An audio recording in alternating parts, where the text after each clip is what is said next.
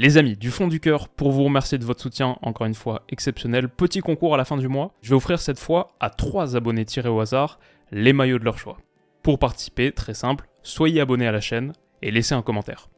Les amis, bienvenue, j'espère que vous allez tous très bien, que vous passez une bonne fin de semaine, très content de vous retrouver pour cette nouvelle vidéo. Mon avis sur le départ de Kylian Mbappé, parce que oui, c'est fini, le feuilleton est enfin bouclé après de longs mois d'incertitude. Kylian Mbappé a annoncé aux dirigeants du PSG qu'il avait décidé de quitter le club cet été. C'est pas tout à fait un séisme, parce qu'un séisme ne prévient pas, mais c'est une rupture.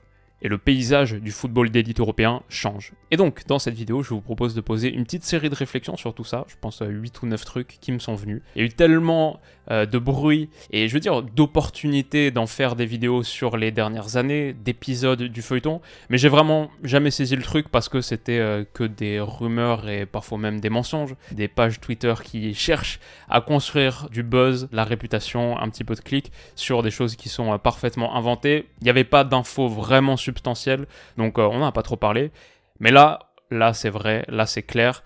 Et là, c'est sûr. Ce qui n'est pas sûr encore, c'est la signature au Real Madrid, parce que c'est pas officialisé. Il y a un accord apparemment, selon Fabrizio Romano qui en parle dans cette petite vidéo, apparemment un accord oral, pas des termes de contrat financièrement, c'est pas 100% bouclé. Le salaire que le Real Madrid propose à Kylian Mbappé est bien inférieur à la proposition faite à l'été 2022, ça c'est un fait notable, aussi inférieur à ce que le Français touche au PSG. Mbappé y chiffrait à 1,4 million par semaine, c'est 3-4 fois plus que le deuxième joueur le mieux payé de l'effectif, Ousmane Dembélé. Ça fait une sacrée économie de salaire pour le PSG. Kylian Mbappé pourrait aussi reverser au PSG une partie de sa prime à la signature au Real Madrid pour faire comme s'il y avait un transfert. Perso, j'y crois pas trop. Ce qu'on peut ajouter toutefois, c'est que Aurélien Tchouaméni, lui, a sorti l'emoji popcorn. C'est pas encore fait, Mbappé au Real Madrid, mais c'est qu'une question d'heure, sans doute. Donc, on peut commencer à poser un petit bilan sur son passage au Paris Saint-Germain en 7 ans. Est-ce que Mbappé à Paris, c'est une réussite ou un gâchis? Il a planté 243 buts, le meilleur buteur de l'histoire du Paris Saint-Germain. Il a donné 93 passes décisives aussi, un but ou assist par match en moyenne. Un simple coup d'œil du côté de la page statistique et record du Paris Saint-Germain sur Wiki. Ouais, il y a 51 entrées pour Kylian Mbappé. Il est de partout, il a marqué l'histoire du club. 5 titres de champion, sans doute un 6e en fin de saison. 5 fois meilleur buteur, sans doute une 6e distinction individuelle aussi en fin de saison. 4 fois meilleur joueur de la Ligue 1. La 5e semble inéluctable. Il y a pas mal d'éléments de réussite. Mais bah, c'est sûr, c'est aussi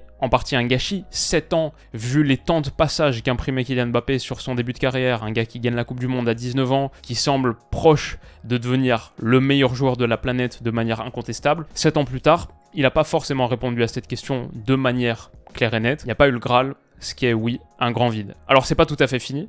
Il reste 7 éditions de la Ligue des Champions en 2023-2024. Faut dire, il a plutôt bien ouvert le bal, montré la voie contre la Real Sociedad il y a quelques jours. Il a aussi marqué sur cette campagne de LDC sur tous les matchs que le Paris Saint-Germain a disputés au Parc des Princes. Contre Dortmund, l'AC Milan, Newcastle. L'histoire pourrait encore parfaitement se finir. Imagine, le PSG gagne la Champions cette saison, portée par Kylian. Ok, là, ça se finit parfaitement. Là, il n'y a plus de question de gâchis. Mais en attendant, si ça se concrétise pas et qu'il n'y a pas la première Ligue des Champions de l'histoire du Paris Saint-Germain gagné avec Kylian Mbappé, ça va être difficile pour lui d'être à l'avenir le joueur le plus légendaire de l'histoire du club. Il y aura encore 7 cases à combler et on peut imaginer par exemple que si dans 10 ans Paris a gagné, on leur souhaite, 2 Ligues des Champions, peut-être que l'image principale de Mbappé à Paris, ce sera un truc comme son face-à-face raté contre Neuer en 2020, si on est parmi les plus cyniques et négatifs, mais c'est sûr qu'il n'aura pas autant marqué l'histoire du club que d'autres gars qui viendront après, même en étant le meilleur buteur. Donc ouais, c'est cette petite sensation de gâchis dans l'histoire Mbappé à Paris. Le choix de l'homme, ça c'est mon 4e point, parce que oui, il y a la question sportive,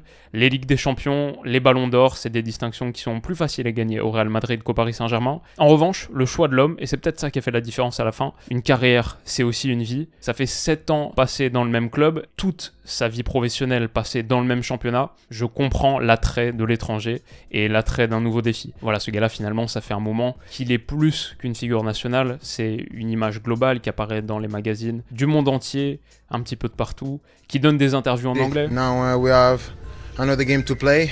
Before we have 3 or 4 games with the league. So we are happy now, but the job is not done. Sans doute que c'est pas surprenant que ce gars-là reste pas toute sa vie ou toute sa carrière en tout cas en France. Donc voilà, il y a le choix de l'homme, il y a aussi le choix du Real Madrid. Les deux sont d'ailleurs pas forcément à dissocier quand on sait à quel point c'est un club qui compte pour lui, les posters dans sa chambre d'enfant, etc. Très très subjectivement, j'ai aucun problème avec le Real. objectivement le plus grand club de l'histoire du football, le plus grand club du monde, le meilleur club dans lequel tu dois aller pour gagner des Champions et des Ballons d'Or, ça c'est clair. Très très subjectivement, il y a une petite déception, pas par rapport au Real, juste parce que la Liga, ça m'intéressait un petit peu moins que la Première Ligue. J'aurais bien aimé voir un Kylian Mbappé qui doit se battre journée après journée, semaine après semaine en championnat pour remporter le titre. C'est pas tout à fait la même Liga que celle qu'on avait dans les années 2010. Peut-être qu'elle peut ressurgir, mais un championnat concurrent qui s'élève par rapport à la domination de la PL, et ça pour le coup ce serait pas pour me déplaire. Mais en attendant, je pense que ça m'aurait plus fait kiffer en PL. Pourtant j'avais du mal à l'imaginer à Liverpool, encore moins avec le départ de Jürgen Klopp, encore moins à Arsenal où ça me semble pas du tout collé à la vision de Mikel Arteta, et je pense financièrement même, ça aurait été compliqué, même pour un club comme Arsenal. Dans l'ensemble, il n'y a pas un vrai regret, mais c'est vrai que ces rencontres de championnat en PL, il y a quasiment la moitié des matchs qui sont vraiment regardables, sur lesquels j'ai envie de me brancher. En tout cas, la moitié des matchs, au moins de gros clubs. Alors que demain, je suis pas certain d'allumer la télé pour un Real Madrid-Celta Vigo du vendredi soir. Ça, c'est très subjectif, c'est très personnel. Il y a d'autres qui adorent la Liga. Et c'est vrai aussi qu'il n'y a aucun match qui ressemble vraiment au Classico. C'est vrai que l'Atlético Madrid, en ce moment, c'est très intéressant. Il y a de petites histoires qui se développent. On a fait cette vidéo sur Girona, etc. De manière très égoïste, j'aurais préféré en PL. Bon, maintenant je dis que je me brancherai pas sur tous les matchs du Real Madrid. Ça dépend parce que c'est vrai qu'il y a une armada assez extraordinaire qui est en train d'être constituée et niveau footballistique, ça peut envoyer du très très lourd. Déjà avec mon entraîneur sans doute préféré de tous les temps, Carlo Ancelotti, mais surtout un Jude Bellingham qui n'a que 20 ans, Vinicius c'est 23, Mbappé c'est 25, Rodrigo 23. On a de la jeunesse au milieu de terrain quand je pense à Tchouaméni, Camavinga, Valverde. Il y a des petites pépites, Endrick qui arrive cet été, Arda Güler qui va peut-être avoir de plus en plus de minutes. Je vous prépare une très très longue vidéo sur le Real Madrid de 2024-2025. Je pense que ça sort demain matin, donc on aura l'occasion d'en rediscuter. Mais voilà ce que je dirais par rapport au Real. Et puis la dernière question, quand même, on doit l'aborder, très cosmétique, mais c'est quel numéro de maillot pour Kylian ? Ce sera pas le 7, qui est celui de Vinicius. Ça pourrait être le 10 parce que Luka Modric, apparemment, en fin de contrat cet été, a des chances de partir et de ne pas être renouvelé. Mais je parierais quand même sur le 9. Bien sûr, personne ne le porte depuis le départ de Karim Benzema. C'était le premier numéro de Cristiano Ronaldo à son arrivée au Real, avant qu'il reprenne le 7. Ouais, le 9 pour Kylian, ça semble être le plus probable. Alors, une réflexion aussi à poser sur les deux championnats les plus impactés par ce transfert, Ligue 1 et Liga. Pour la Ligue 1, l'idée claire, le meilleur joueur français n'évolue plus en France. Qui sera le visage de notre championnat ? Quand je vois il y a 1 an et demi les articles qui étaient publiés sur le site officiel de la Ligue 1 sur les Coupes du Monde à venir de Messi, Neymar, Kylian Mbappé, Ligue 1, galaxie de stars. Voilà, dans 4 mois, il n'y a plus aucun des trois. Alors qui pourrait reprendre ce flambeau quand je regarde les joueurs les plus valuables de Ligue 1 sur Transfermarkt? Kylian Mbappé tout en haut avec 180, derrière on tombe sur un Randal Kolo Muani à 70, Hakimi à 65, peut-être Warren Zaïre-Emery un jour d'ici quelques années. Je pense que demain, avec le départ de Kylian Mbappé, demain le visage un peu l'égérie, la figure de proue du championnat, en vrai ça devient Ousmane Dembélé. Et ouais, c'est pas tout à fait la même chose. Oui, c'est vrai, la recrue qui est prise au mercato estival, on parle de quelques grosses recrues. Raphaël Leao, Victor Osimhen, Mo Salah, ouais, si un de ces trois gars-là vient peut-être. Maintenant, le truc, c'est, si je compare Kylian Mbappé avec Osimhen, Raphaël Leao, Mo Salah, c'est que Mbappé, c'était pas seulement un visage pour le championnat de France, c'était aussi une voix. J'en profite pour plugger cette très bonne interview de Prime Video Sport sur l'évolution technique de Kylian Mbappé, où il analyse un petit peu ses buts. C'était très sympa, et ça, c'est le genre de séquence qu'on pouvait avoir avec Mbappé.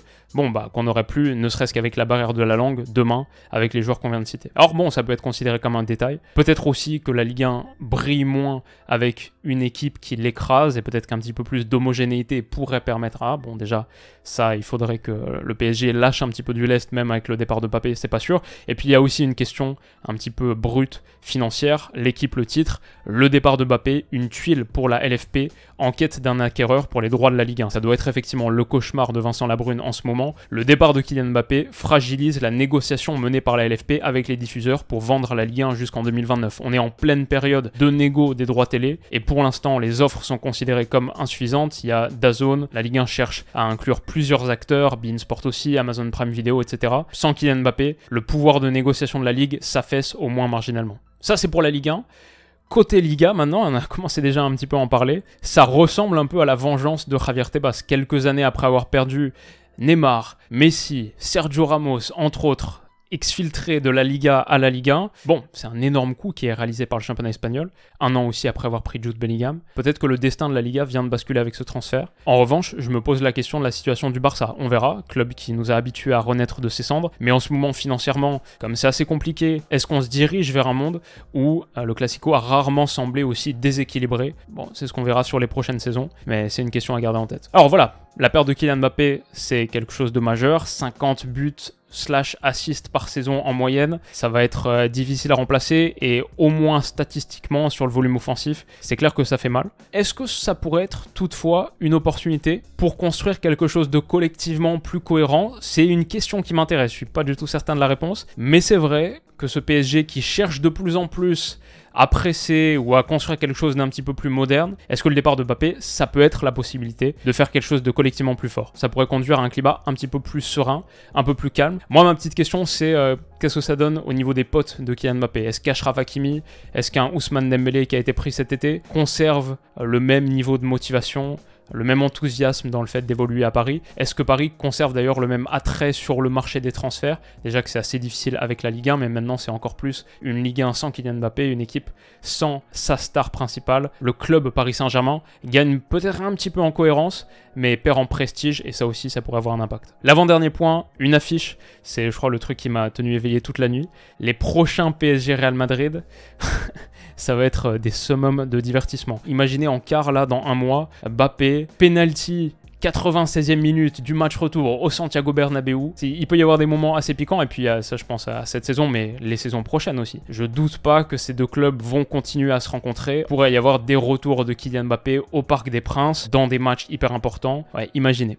Enfin, le temps passe vite. 7 ans depuis l'arrivée de Mbappé en 2017, à l'été 2017, et je me souviens très bien en plus, c'est ça qui nous vieillit, en tout cas me vieillit, je me souviens très bien du moment de son arrivée, on était avec des potes en Croatie, dans la cuisine, l'info tombe, leur premier instinct c'était d'être plutôt en mode... Non, là c'est trop. Après avoir pris Neymar quelques jours plus tôt pour 220, là 180 sur Mbappé, franchement c'est trop. Il y avait presque un sentiment de culpabilité, de gêne, de honte.